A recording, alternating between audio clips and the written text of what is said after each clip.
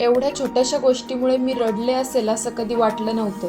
Hello, good morning friends. आजच्या दिवसाची सुरुवात गावाकडनं होते बरं का. आणि हे मला रामफळाचं झाड दिसलेलं आहे आणि झाडाला खूप जास्त रामफळ लागलेले आहेत बरं का. आता मी तोडणार होते पण सगळे कच्चे होते. ते ना झाडावरच पिकतात, तेव्हा काढले ना की मग खूप भारी लागतात. सगळे कच्चे होते, खाणे का मेरे नसीब में ही नहीं था. जाऊ द्या, नेक्स्ट टाइम ना ते पिकल्यावर दाखवेन मी तुम्हाला. हेच ते झाड आहे बरं का 500 वर्षापूर्वीचं. त्याच झाडावर तो विक्रम बेताळ येऊन बसायचा. आणि शेतकरी असण्याचे हे फायदे आहेत बरं का. म्हणजे सगळं ऑर्गॅनिक जे वाटेल ते शेतात लावू शकतात, पण खूप कष्ट, खूप मेहनत आहे बरं का. जाऊ द्या, मी पण निघते आता. हे काय, मेरी मैत्रीण बोली मेरे को भूक लगी है, काहीतरी खाऊ. अरे भाई, मेरे मुंह की बात ही छीन ली.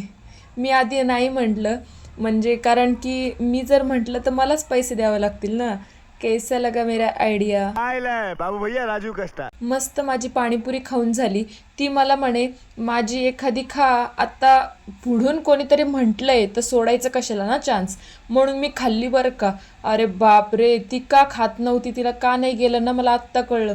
प्रचंड तिखट होती बरं का. एवढी तिखट होती ना, खूप जास्त तिखट होती. डायरेक्ट डोळ्यातून पाणी चाललं राव. कोण खातं एवढी झणझणीत. तरी पण रडत रडत का होईना खाऊन घेतली, कारण की पैसे दिलेलेत ना. मग काय, निघालो ब मस्त घरी जायला. हे बघा किती शेवगा आहे इथे, फुकट असून कोणी तोडना आणि सिटीमध्ये भेटना.